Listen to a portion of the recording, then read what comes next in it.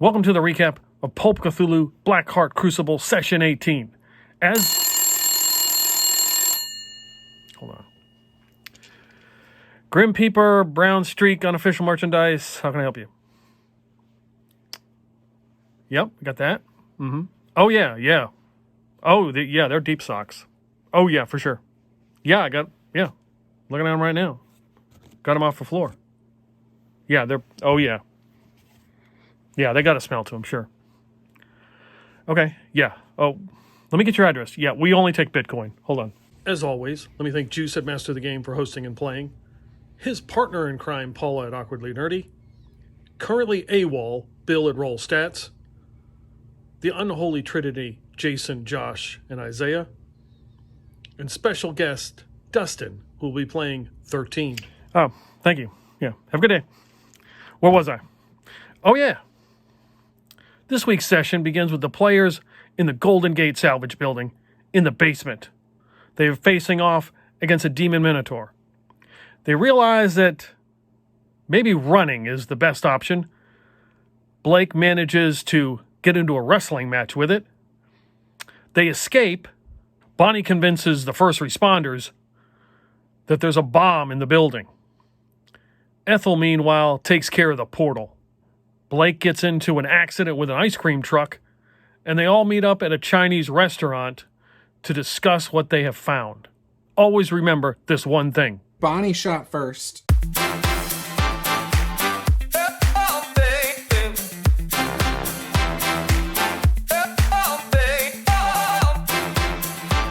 Let him have it, Bonnie! Yeah, I'll just do a casual 32-round burst into the floor where he's standing.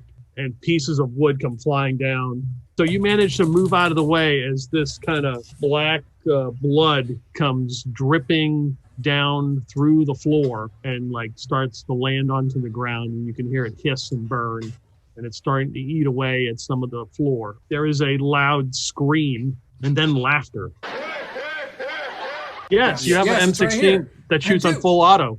I do. Same area Bonnie shot. You just go up there, and as soon as you pull the trigger, it just goes off. Okay, you manage to avoid more of this blood. Now is burning like a large hole in the ceiling. Pieces of wood are falling off, and pieces of carpet are falling to the ground, burning. Nova, this is your fault. Are you kidding me?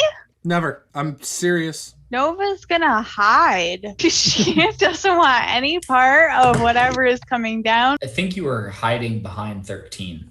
Because there wasn't any space behind the desk. I would like to try and listen. Is this thing heading towards the stairs? How many of them are there? You can also hear what sounds like 4 other things up here.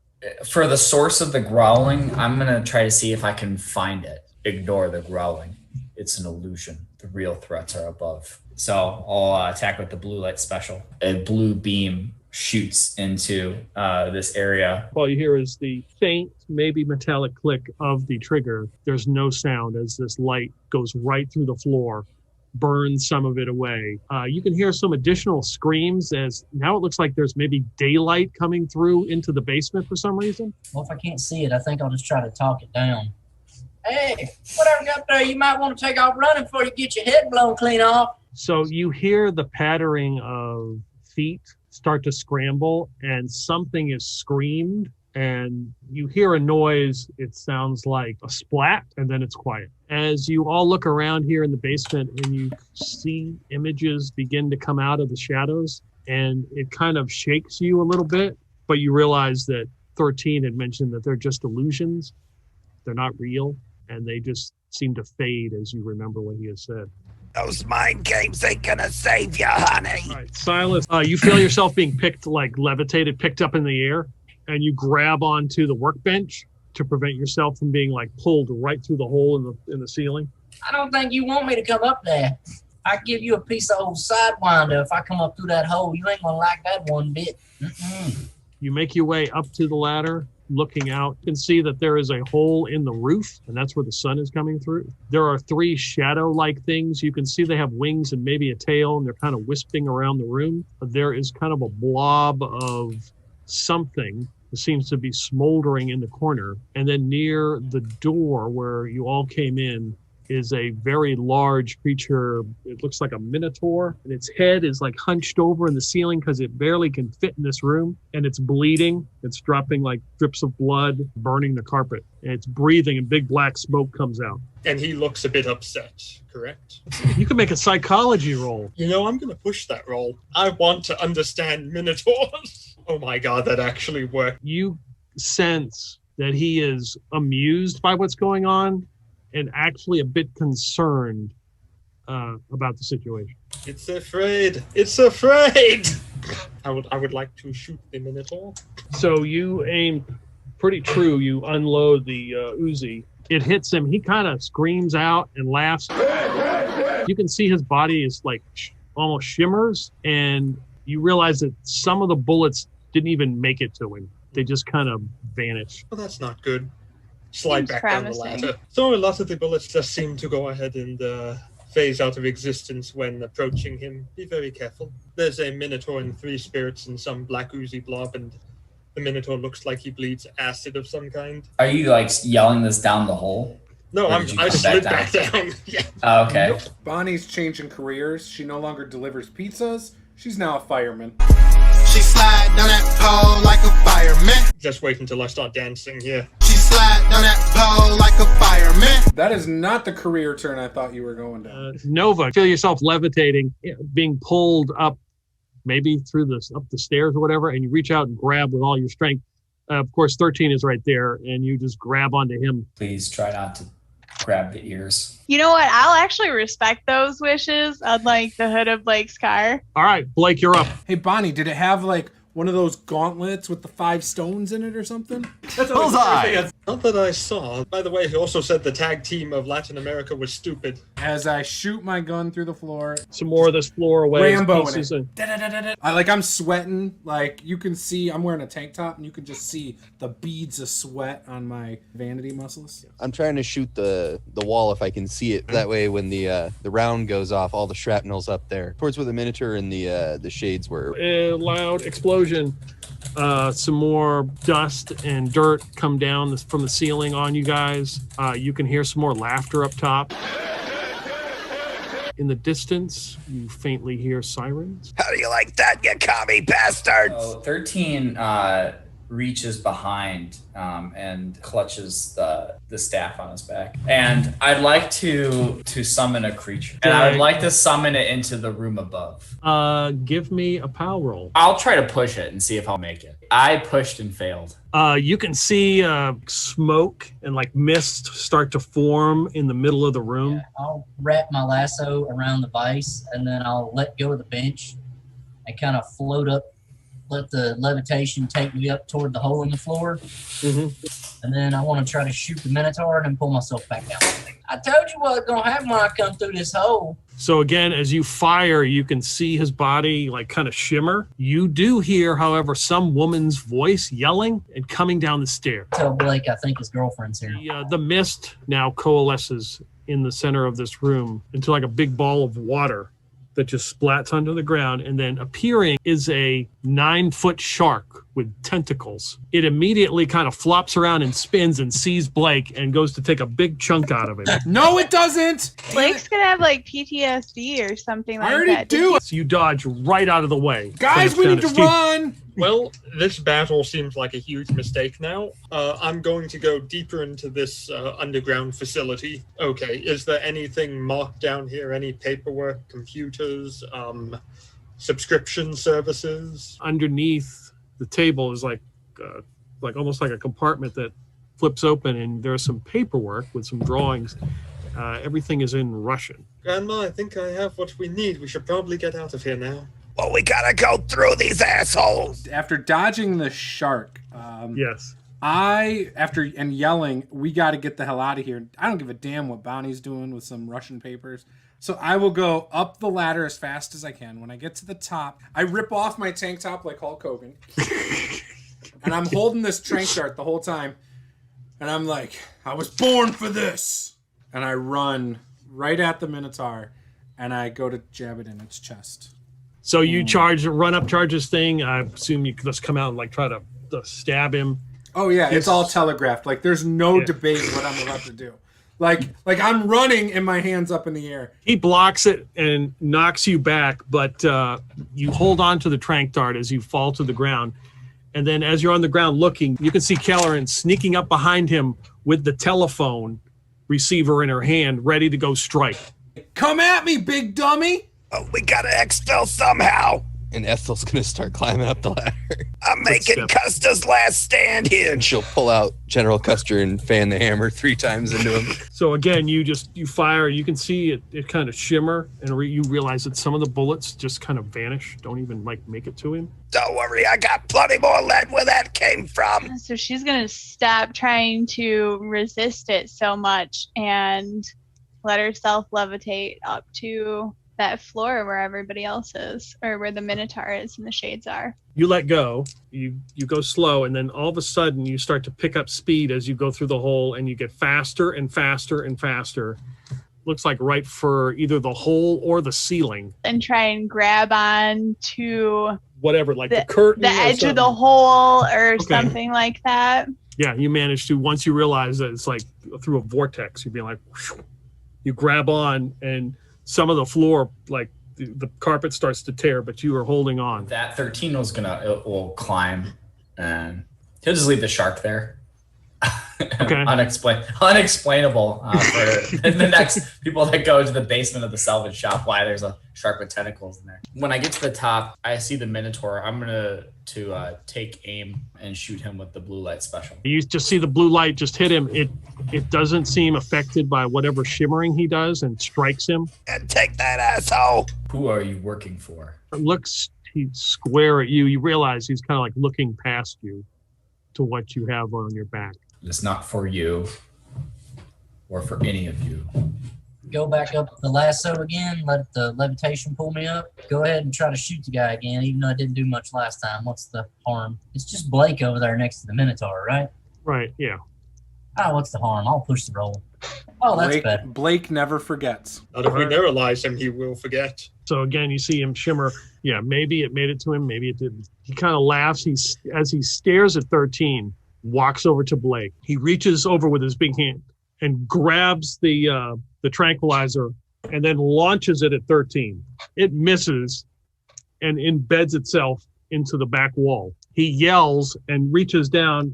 He tries to grab you, Blake. Okay, fighting back. I'm gonna push it. That is a extreme success. We'll scoop slam him a la Hulk Hogan, Andre the Giant, WrestleMania 3 in front of 80,000 screaming fans, brother. I'm gonna pick him up with all the might, with the Hulkamaniacs on my back, and slam him down on the canvas. And the floor like sinks down. You can hear a cracking noise. Ooh, this feels like a real wrestling ring, guys. And he's shocked. And Carol's just standing there dumbfounded. And she runs over there and clocks him in the back of the head with the receiver. Break the floor from out underneath of him. I'm going to take one last glance around the room, then head on back up the ladder. I'm just going to leave. I have a plan, but I can't do anything from in here. Yeah, you run past the Minotaur, you run past Carol. You head up the stairs into the main salvage store area. Yeah, you can get right up to the door as you hear sirens, and there's a couple fire engines pulling up and a couple San Francisco police cars. Well, now that I've got him down where I want him, I'm going to run and grab Carolyn. I will throw her over my shoulder and sprint through the door. Your foot kind of breaks through some of the floor, but you manage to loosen it and grab Carol, at least away from the Minotaur for now. You ain't gonna be smiling when I blast your ass back to hell. Break this levitate bullshit that's going on. You just kind of let go, and you see Nova let go, and she just kind of like flips right into the air and is now standing on the stage. I'm gonna try and run as quickly as I can, as far away from him as possible, around him towards the door. But now that I know where Carol is, I'm gonna kind of like run up there and like sort of shake her hand a little bit and say, "I've heard so much about you," as we're all running out the door. 13, blow the floor from underneath this asshole. And I will aim at the floor under him. So you blast a hole. The floor begins to give way. He's partially in the floor now, trying to get his way out as you can hear more of it cracking and breaking. After that, he's going to run around, away from him, and go up the stairs. I'll try to continue what 13 was doing and shoot some more at the floor there underneath the Minotaur. There's a loud crash as you fire around, like hitting the supporting beam on the floor, and the rest of the Minotaur just kind of vanishes into the floor. There's a crashing noise. You are not levitating anymore, and you slam to the ground. Take off running towards the staircase. The fire department comes running up to the window, to the front door, and they smash this pane glass window with their axe, smashing it. And then the next guy comes up and realizes it's unlocked. He opens it, and then they just run up. They're like, "What's going on?" Spend 10 luck to pull out my grandma's old CIA identification. Agent Nightsweat, CIA, everyone get out of here immediately. There's a bomb. A French terrorist organization known as Sacre Boom has gone ahead and left a nuclear weapon in this basement. You must evacuate 10 blocks all around. We have an S team investigating right now. You may recognize them from the previously thrown croissant. The previous croissant attack in the city. Things have really escalated. Do you have fast talk? I have 5% in fast talk. Everyone knows the famous terrorist organization Sacre Boom. Oh my god, I rolled a 1! My shiny math rocks have spoken. So as the first guy with the axe comes running past you, and the next guy's like, "What's going on?" The chief walks in and is like, "Whoa, Sacre Bloom, everybody out of the building!" And they turn and they start running. And I'm gonna walk into the building and look for a random largish size box. I run Carolyn over to like where the ambulance is, and I say, "I believe she has smoke inhalation, possibly internal injuries. It was a pleasure. Gotta go." I bolt. As you drop her off at the paramedics, and she grabs on, and she's like, "You know who that was?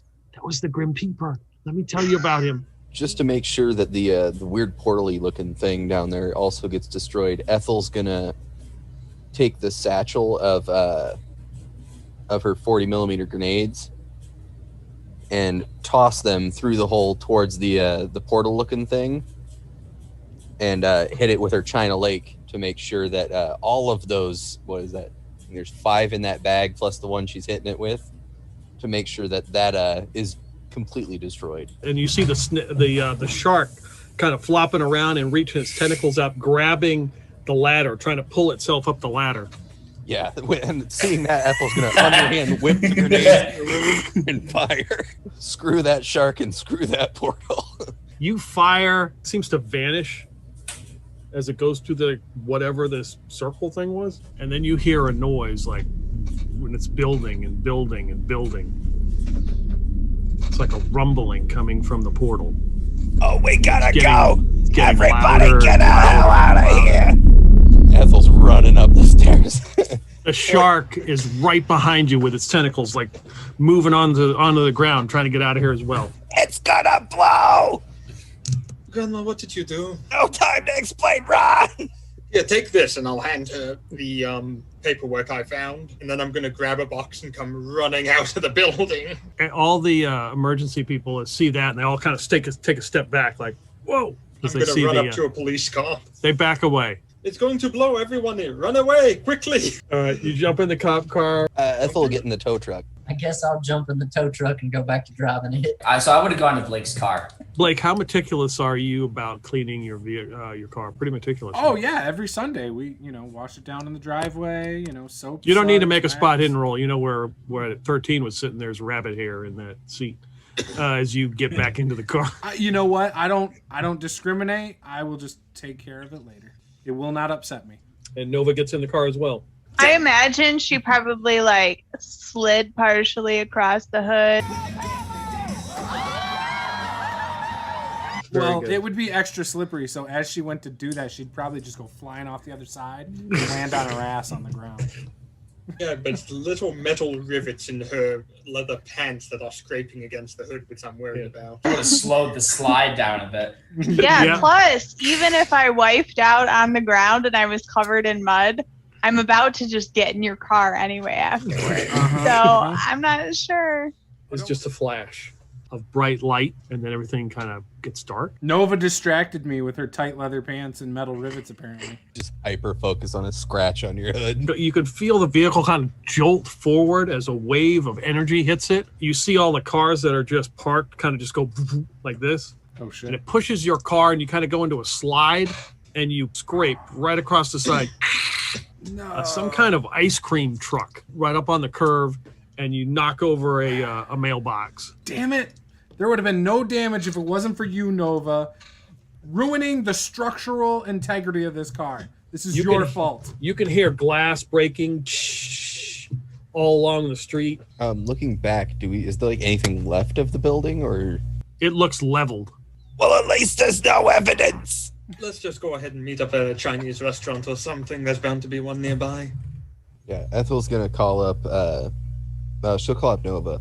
Hello? Bonnie says we're going to get Chinese food. The fuck does everybody want to go get food for? Blake, we're going to get Chinese food. No, I want some freedom fries. Tell them we need to go to McGrognard's for the freedom fries. No, Listen, you I'm not get you calling some Bonnie egg back. rolls and you shut your mouth. No, okay, only if they have the Philly cheesesteak egg rolls, but Chinese food places don't have that. So Chinese food do you eat? you've never had a Philly cheesesteak egg roll? It's the greatest. Look, just go to the Chinese restaurant. Okay, I don't know but where. I'm hitting a drive-through at We'll McGrognard's. go the drive-through on the way back. No, on the way there. Whatever. Look, Okay, I need some food therapy because I don't know if you noticed, but you fucked up my hood. 2, that ice cream truck came out of fucking nowhere and sideswiped me, so I'm getting some food. Freedom fries! Screw the French! You notice the ice cream truck is following you. We are being followed. There was some sort of wording underneath the good humor with an E label. If he thinks we're doing a police report and all that crap, he is out of his damn mind. Should I shoot them? I mean, I would not do that from my car. Let's just see if we can lose them first. Oh, that's not a problem. I will slow down, and then I will purposely wait till the very last second. Drop it in gear, kick the ass end around a corner, and just bolt it as quick as I can down that road. The car has so much power, it almost feels like the front tires are going to lift up, but it's not a drag car, so they don't. It's okay, sir. Here you go. Here's your 7 extra large order. Oh, thank you. I'm already feeling a little more free. I'm going to go ahead and get the police car at the hotel. Yeah, I'm going to go ahead and go up to the night manager, and I'm going to see if he's still there. Yep, you walk in, he's like, yes. Hey, how are you doing? Pulling doubles. Sniffing the shirt. How are you doing? Good. I've been told to come here by the Grim Peeper. He told me we need a car we can use for the evening. Sure. Got one? Yeah. Take whatever one out there. I'm sure they don't mind. It's the Grim Peeper. Sounds good to me. Thank you. He points. He's like, that one. Yeah, take that one. They won't mind. 1984 Ford Falcon. Why, thank you very much. If anyone asks, just tell them that the Plaid Peeper, the Grim Peeper, is most appreciative of it. Oh, yeah, no problem. They'll be lucky that he is he gonna if he rides in it. Make sure he sweats in it. Maybe. Believe me, he sweats like a pig most of the time. Did you know that pigs do not sweat? Because we like his scent in there. It will be the most pungent scent you have ever smelt. Ethel's gonna go through the Russian papers that Bonnie handed her. A couple of our correspondents to Golden Gate Salvage from Dr. Gonzalez. You would recognize him. He was in the coffin. What are the contents of the correspondence about? They're talking about they want to work on some project. They want this, you would assume, this pastor to build them something they call the box of calico. Need his expertise to try to build it. It sounds like maybe the good doctor from, remember down in Latin America, and we found that doctor and he disappeared, and then we found his practice down at that college. Remember we were mentioned to it by Macchio. He said something about the box of calico. And there's kind of a rough diagram of what this box looked like. Does that match up to the half of the plans that the turtle friend of yours gave you? I didn't think about that. Ethel, dig that out of her purse. Yeah, you probably have like 2/3 of the plans with this. Well, we've got most of it. This box of calico is built to find a city that is the gateway to all worlds, called Calico. There are many that have been made, and like duplicates, also poor copies of the original. Talking to Dr. Gonzalez about making one, would it function or do the duplicates fail? I'd imagine it would function, but not wholly in the way that would be anticipated. What exactly would happen if someone makes it to Calico? I'm not 100% certain. I do have heard mention that there is some sort of arena that is well known there. But beyond, and that is a gateway to all worlds. But beyond that, I've only heard stories. I've never been myself. I think he's just traumatized from what happened to his car, which reminds me, what did happen to your car? It's all torn up. Sweet Tooth sideswiped me, damn it. Might as well scrap it now. And that was after Batgirl over here. Over here slid across the hood with her metal rivets in her leather ass pants. In that case, I'll help you. I'll do you a solid, Blake. I'll give you $50 for it, and I'm taking a big risk on it. You hear the door to the Chinese restaurant open. Two people come walking in as you look, and then you look outside. You see a white ice cream truck parked outside. They start to walk over to your table. Does anybody have a trank dart? As they come walking over, Ethel's gonna mean mug them. Like hard eye contact, stare him down. Wait, Blake, who are these people? They sideswipe me. Look, that's Sweet Tooth right there. The bigger of the two is Sweet Tooth. You mean you let a tail find you? I didn't let him do shit. What are you looking at? They look behind them like, Yeah, I'm talking to you. well, there was a bit of a car wreck back there. We were just, wanted to make sure that the occupants were okay. 13, what do you think? I turn to look at them. Who sent you? Sent us? What do you mean? Yes. Don't play dumb with me. Which one of the agents from corporate are you working with? Oh, they're from corporate. Oh, well, now they gotta go. Let's go Karen on their ass. You have worked with corporate before? No, that's just a saying. Never mind. Just do your thing, 13. What are you doing here? There was a wreck, and they point to their ice cream truck. We wanted to make sure everybody was okay, but this is certainly an interesting development as you have gotten their attention. We're fine. Get out of here. And 13 would start reaching for his rifle. They take a couple steps back and turn and run as fast as they can out the door. So you know nothing of corporate. Corporate is led by Asmodeus, a demon, a powerful demon. Wait, you're telling me not only do we have a whole bunch of commies on our hands, but we also have the literal armies of hell on our hands too? Multiple.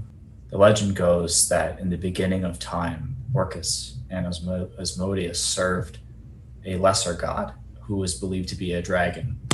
This dragon's name was Karameshvar, and consumed all chaos and evil magic in the universe in order to preserve order. That's what Rug Boy was talking about, that Karameshvar. Asmodeus cast out Orcus and scattered his items through the multiverse. And then they say that he slew Karameshvar and took the evil magic for himself and buried it deep within the bowels of corporate. And it's slowly been leaking chaos into the multiverse. This wand is the most well-known of such items, though there are rumored to be others. These objects of desire are not just wanted by Asmodeus and corporate, but also by others, such as Valanus and Levistus. See, they seek to overthrow corporate. Although Orcus has died a long time ago, he is a symbol of, he has become a martyr, a symbol that other demon lords and devils fight under his banner to retake hell. So the ice cream truck, as you're having this conversation, they started up and back out and begin to drive away. And as the waiter comes walking over and hands you all of your fortunes, you hear a vehicle rev up and tires screech, and the ice cream truck jumps the curb and is headed right through the plain glass window.